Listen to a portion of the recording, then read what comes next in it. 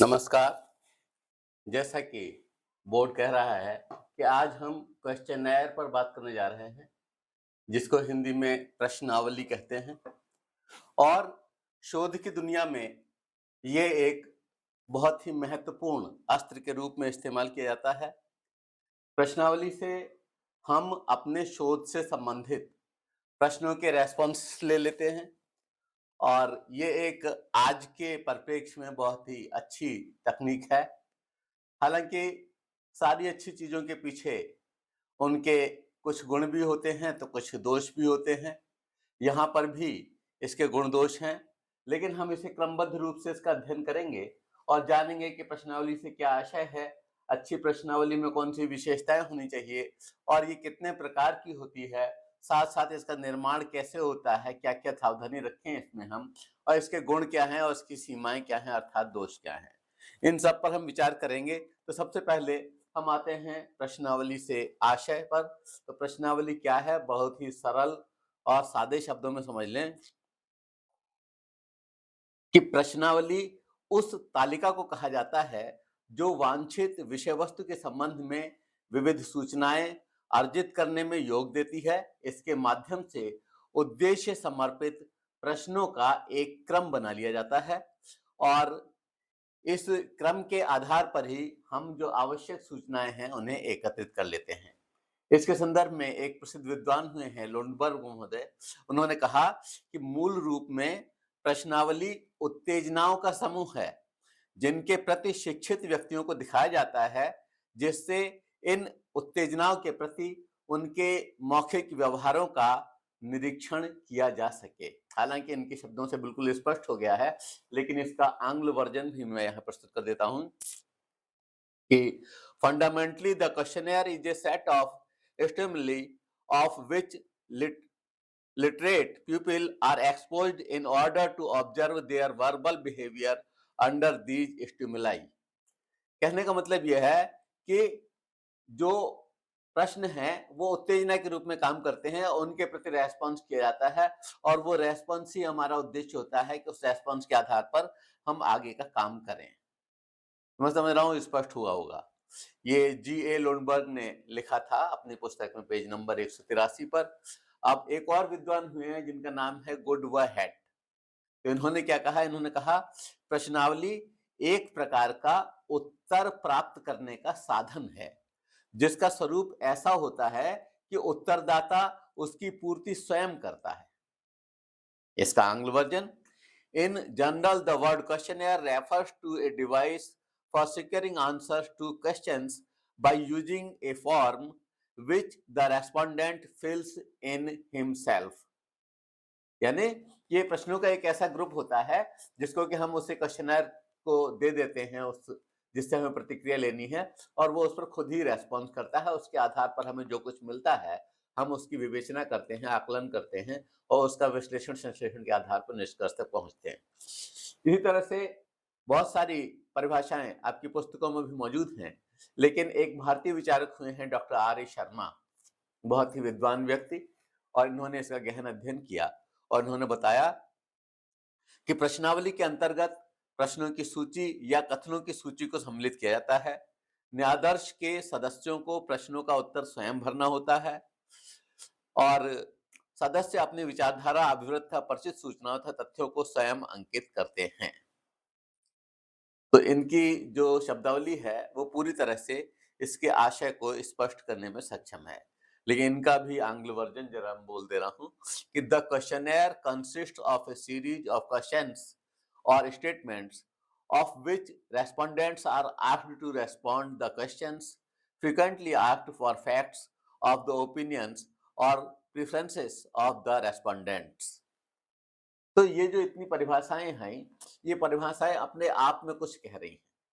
उक्त परिभाषाओं के आधार पर कहा जा सकता है कि प्रश्नावली प्रविधि अधिक वैध व विश्वसनीय है, क्योंकि इसमें प्रश्नों के उत्तर स्वयं उन सदस्यों द्वारा अंकित किए जाते हैं जिन पर हम इन्हें अप्लाई कर रहे हैं।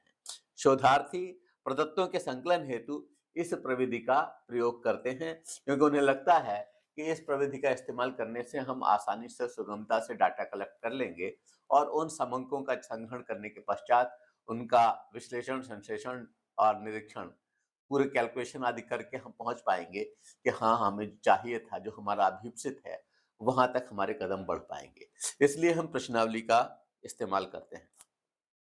लेकिन इसमें कौन-कौन सी विशेषताएं होनी चाहिए, अच्छी प्रश्नावली की विशेषताएं क्या-क्या हो, आइए थोड़ा-सा विचार हम इस पर करते हैं और कुछ क्वालिटीज बना ली हैं, जिस पर कि हम बात करेंगे कि एक अच्छी प्रश्नावली में कम से कम इतनी चीजें तो अवश्य हो। क्या-क्या हो? सबसे पहले तो प्रश्नावली को हम दे रहे हैं, तो प्रश्नावली के महत्व बनाने वाला विनम्र मुखपत्र, कवर लेटर, कवरिंग लेटर जरूर होना चाहिए और वो हम उसको देंगे और उसके बाद हम कहेंगे कि इसको प्रश्नावली को आपको फिलअप करना है और उसमें हमारा आशय स्पष्ट होने के बाद में आराम से वो उस प्रश्नावली को अवश्य फिल करेंगे और वो जो लेटर हम लिखें उसमें बहुत ही विनम्र भाषा का इस्तेमाल होना चाहिए। दूसरी बात, सम्यक निर्देशन, जो हम उसका मुख पृष्ठ बनाते हैं उसमें नाम वगैरह, आयु, लिंग, जाति और विद्यालय का नाम, जो कुछ भी हम भरना चाहते हैं उसकी हम एक एंट्री टाइप बनाते हैं। उसके नीचे सामान्य निर्देश लिखें और निर्देश बहुत ही साफ होने चाहिए। तो सम्यक निर्देशन अगर होगा तो निश्चित रूप से उसे भरने में आसानी होगी।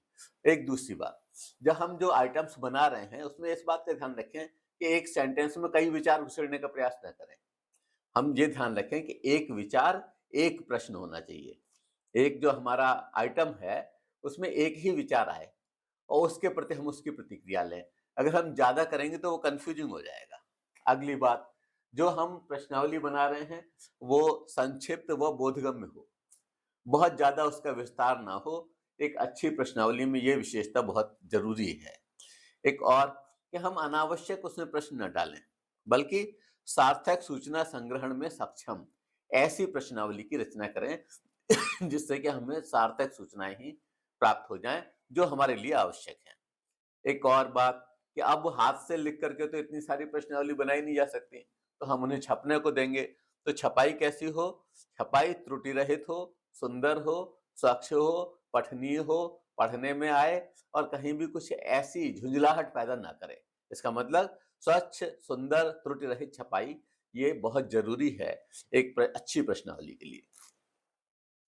अगली बात, कि उसमें इस तरह की स्थितियां ना हो कि वो कहीं हम पे भारी लगे, बोझ जैसी लगे। वस्तुनिष्ठ होनी चाहिए और निष्पक्ष होनी चाहिए। हम कहीं वाइस्ड ना हो अपने सेंटेंसेस को बनाने में, अपने आइटम्स को बनाने में, प्रश्नों को बनाने में। तो उससे ये होगा कि वस्तुनिष्ठता बनी रहेगी और हमारा विश्लेषण सरल हो जाएगा। अगली बात, प्रश्नों का क्रम जो हम रखते हैं उस क्रम को रखने में बड़ी सावधानी बरतने की जरूरत है और यहीं पर ही आपकी योग्यता की पहचान होती है कि प्रश्नों का क्रम सरल से कठिन की ओर होना चाहिए। पहले जटिल प्रश्न ना हो कि पहले ही देख करके वो कहे नहीं हम इसे नहीं भर रहे, या फिर किसी दूसरे से कह दे भर दो, किसी पे भी टिक लगा दो। तो इस तरह की स्थिति न बने, इसलिए प्रश्नों का क्रम सरल से कठिन की ओर होना चाहिए। और अगली बात, जो एक बहुत ही महत्वपूर्ण विशेषता है तो ध्यान रखने योग्य है सभी योग्य अभ्यर्थियों द्वारा, शोधार्थियों द्वारा, वो ये कि द्व्यर्थी, दुष्कर व अप्रिय कथनों से रहित हो। ऐसी बात ना हो कि जिसे पढ़ करके किसी को गुस्सा आ जाए या ऐसे व्यक्तिगत प्रश्न पूछे ना जाएं जो कि उसमें आवश्यकता नहीं है आपके उद्देश्य के लिए। इसलिए द्व्यर्थी, दुष्कर व अप्रिय कथनों से हम अपना बचाव करेंगे। इनसे रहित होनी चाहिए हमारी प्रश्नावली। एक और विशेषता, कि उद्देश्य केंद्रित हमारी पूरी प्रश्नमाला होनी चाहिए।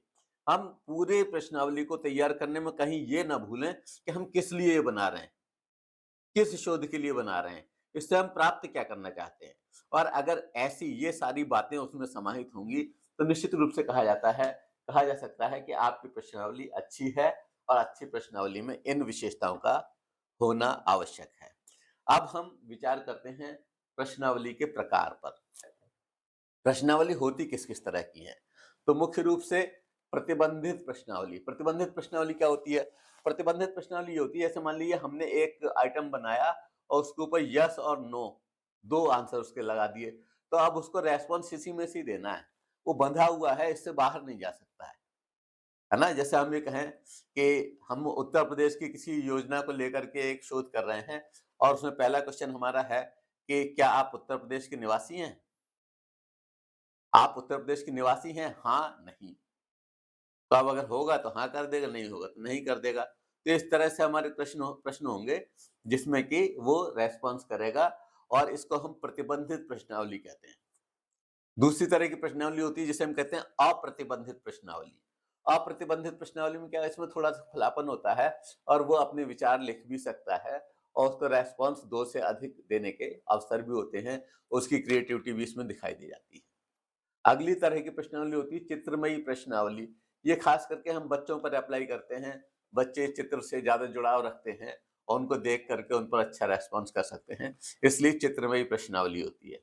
और एक प्रश्नावली होती है जिसमें कि ऊपर की सारी चीज़ें मिश्रित होती हैं, सब कुछ मिक्स होता है, तो उसे हम मिश्रित प्रश्नावली कहते हैं। तो मुख्य रूप से 4 प्रश्नावलियाँ हुई, प्रतिबंधित प्रश्नावली, अप्रतिबंधित प्रश्नावली, चित्रमयी प्रश्नावली और मिश्रित प्रश्नावली। अब इसके बाद है प्रश्नावली निर्माण संबंधी विविध तथ्य। प्रश्नावली का निर्माण करने में हम क्या-क्या ध्यान रखेंगे? Various important facts related to question या प्रिपरेशन। इसमें पहली बात, उद्देश्य आधारित स्वरूप निर्धारण। हम कैसी प्रश्नावली बनाएंगे, ये हमारे उद्देश्य पर डिपेंड करेगा। इसमें हमारी वाइज्ड काम नहीं करेगी।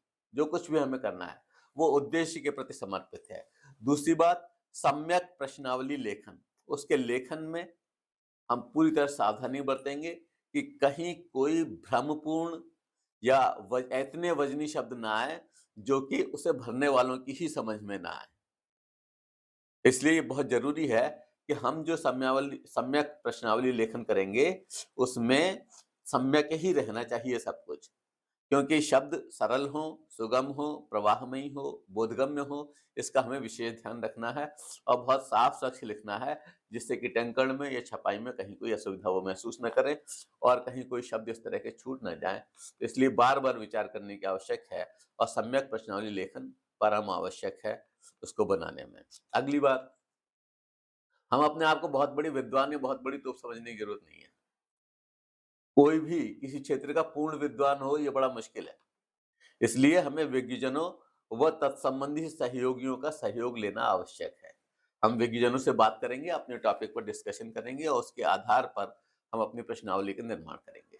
जो हमारा सहयोग कर रहे हैं, जो शोध में हमारे साथ हैं, वो लोग भी सहयोग अगर देने के लिए आतुर हैं और इच्छुक हैं, तो उनका सहयोग भी लिया जा सकता है, क्योंकि वे आपके समकक्ष हैं। एक और बात कि जो हम प्रश्नावली बना लेते हैं, इसको एक छोटे से टुकड़े पर अप्लाई करके देख लें। तो प्राथमिक परीक्षण जो है ये ज़रूरी है और इसके आधार पर हम अपना आगे अच्छी परिमार्जित प्रश्नावली ला सकते हैं। जिसे हम कच्ची प्रश्नावली कह सकते हैं, प्राथमिक परीक्षण कह सकते हैं, उसके आधार पर हम फाइनली बनाएँगे। अगली बात, जब ये छप कर के आए तो हम इसे अच्छी तरह से देख लें। पहले उसे कभी रफ कॉपी दे दो और उसमें देख लो कहीं कोई गलती तो नहीं हुई है, अगर गलती हुई है तो उसका निवारण कर दें। क्योंकि त्रुटिहीन छपाई बहुत आवश्यक है। सुंदर हो, आकर्षक हो और त्रुटिहीन हो और हमारा क्रम जो है सरल से कठिन की ओर हो, ये सारी बातों का हम ध्यान रखेंगे। इसको निर्माण में हम इन चीज़ों का ध्यान रखते हैं, प्रश्नावली को निर्माण में। और अब हम आते हैं इसकी मुख्य बात कि प्रश्नावली के गुण क्या-क्या हैं? इस प्रश्नावली में गुण क्या हैं और दोष क्या हैं? आजकल आज तक ये अपनाई जा रही है, बहुत लंबे समय हो गया इसको यूज़ करते हुए, शोध के परिक्षेत्र में। तो सबसे पहली बात तो ये है कि विस्तृत क्षेत्र से सूचना प्राप्ति संभव। बहुत दूर-दराज के क्षेत्रों तक हम इसको पहुँचा सकते हैं और वहाँ से हम अपना रिस्पॉन्स ले सकते हैं। हमारा जो सैंपल साइज़ है, वो इसकी वजह से बड़ा किया जा सकता है और बड़े परिक्षेत्रों को इसमें शामिल किया जा सकता है। दूसरी बात कि दुरूह क्षेत्रों के लोगों से भी संपर्क संभव। जो दुरूह क्षेत्र हैं, जहाँ पहाड़ियाँ हैं, जहाँ गाँव हैं, जहाँ पहुँचना बड़ा मुश्किल है, वहाँ पर भी हम इसे पत्र के माध्यम से भेज सकते हैं और एक जवाबी लिफाफा इसमें लगा सकते हैं, जिससे कि वो वापस उसमें रख कर के टिक लगा के उसमें रख कर के वो पोस्ट कर दें। टिकट लगा हुआ होना चाहिए वो लिफाफा।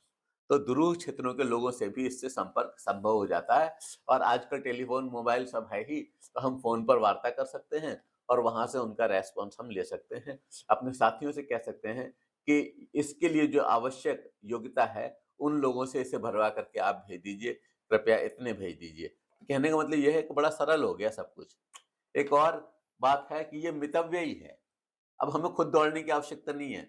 खुद जाएँ, पता चला वहाँ पहुँचे पानी बरस गया, पानी बरसते हुए किसके घर जाएँ?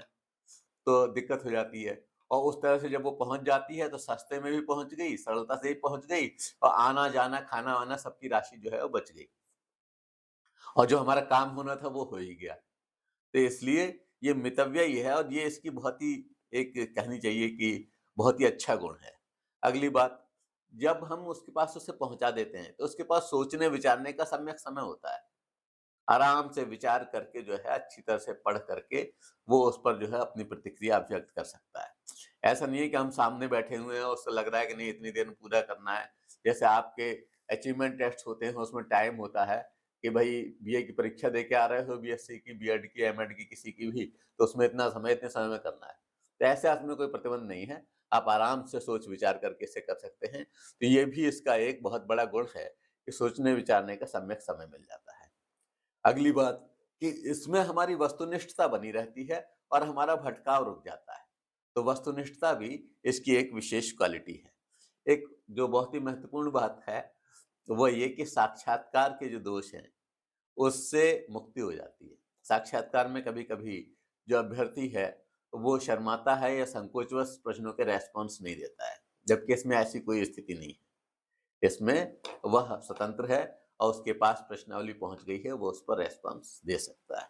अगली बात, जो हमारा पहला प्रश्न है उस पर हम पूर्ण स्पष्ट निर्देश लिखें कि आगे हमें क्या करना है। उसमें हम उसे ये विश्वास भी दिला सकते हैं कि इसका प्रयोग केवल हम अपने शोध के लिए कर रहे हैं, अन्य कहीं इसका इस्तेमाल नहीं किया जाएगा। तो कहने का मतलब ये है कि पूर्ण स्पष्ट निर्देश होंगे तो ये उसकी एक अच्छी क्वालिटी है कि पहले से ही पता है कि भई इसका इस्तेमाल क्यों किया जा रहा है। कोई भ्रम नहीं है उस भरने वाले के दिमाग में। तो ये इसकी एक गुण है।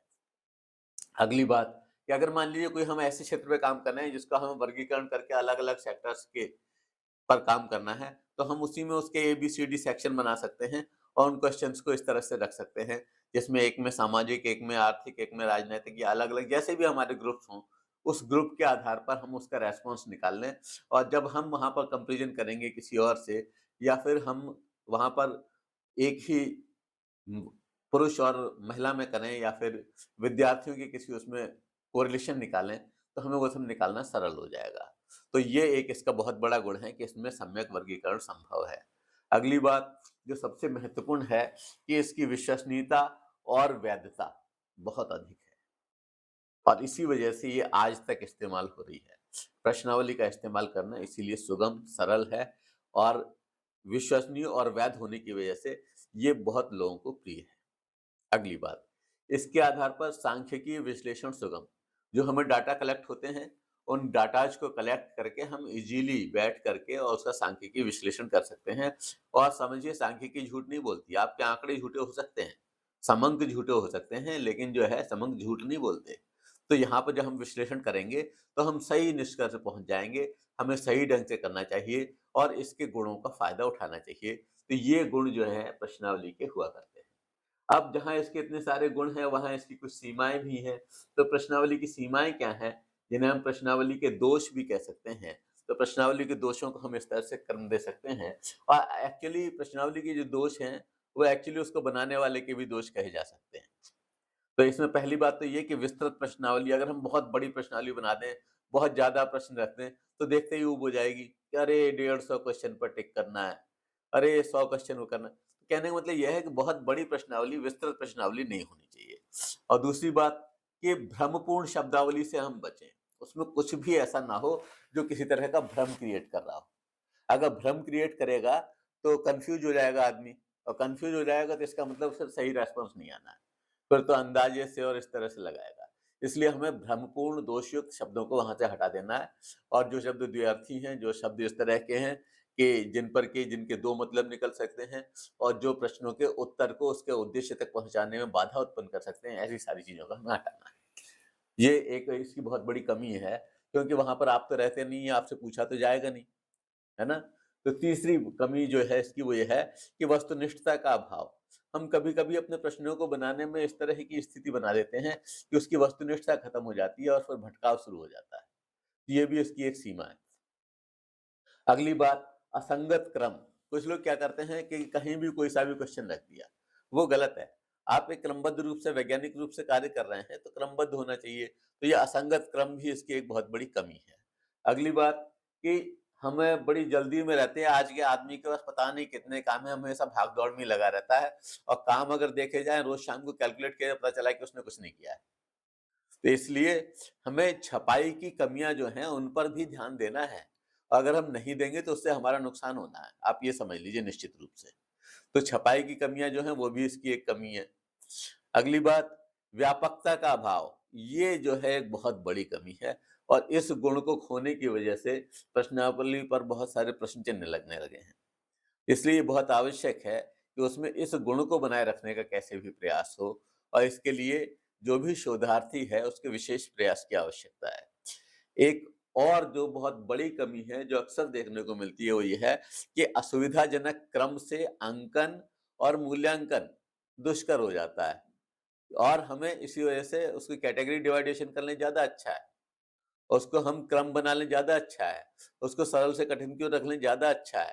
तो इससे सब कुछ सही बना रहेगा। लेकिन असुविधाजनक क्रम होने से अंकन भी दिक्कत में आ जाता है उसका और उसका मूल्यांकन भी दिक्कत पैदा करता है। अगली बात, सम्यक निर्देशन का अभाव। हम अपना काम पूरा करते हैं कि हाँ, चलो निर्देश दे दिया आगे। हमें सोचना चाहिए कि अगर हम उस जगह पे होते तो हमें किन-किन चीज़ों की आवश्यकता होती। या हम उस लेवल पर उतर कर के देखें जिस लेवल के विद्यार्थी को या व्यक्ति को भेजा जा रहा है। कि उसके सामने कौन-कौन सी प्रॉब्लम्स आ सकती हैं और जब हम इस तरह का कार्य करेंगे तब हम सम्यक निर्देश दे पाएँगे। इसका अभाव होना ये इसकी एक बहुत बड़ी कमी है। एक और बात कि ये एक पक्षीय है। आपने तो अपना काम दे दिया, भेज दी प्रश्नावली, अब वो करे। अगर उसे कोई दिक्कत आ रही है तो आपको कोई फीडबैक नहीं मिल सकता। तो ये एक पक्षीय है। ये इसकी एक बहुत बड़ी कमी है। तो हमने यहाँ पर प्रश्नावली का आशय भी देख लिया, विशेषताएँ, प्रकार, निर्माण के संबंध में विविध तथ्य देख लिए, इसके गुण भी देख लिए और सीमाएँ भी देख ली। लेकिन अगर हम सारे के सारे उस पर एक चिंतन करें, विश्लेषण करें, मनन करें और संश्लेषित करके एक निष्कर्ष पे पहुँचे, तो ये पाएँगे कि प्रश्नावली के विविध गुण, दोषों व विविध उपादानों का सम्यक विवेचन यह पूर्णतया स्पष्ट करता है कि कतिपय कमियों के साथ यह एक समंक संग्रहण का उत्तम विकल्प है और आज शोध की दुनिया में प्रश्नावली का एक महत्वपूर्ण स्थान है। आप सभी का बहुत-बहुत धन्यवाद, धन्यवाद।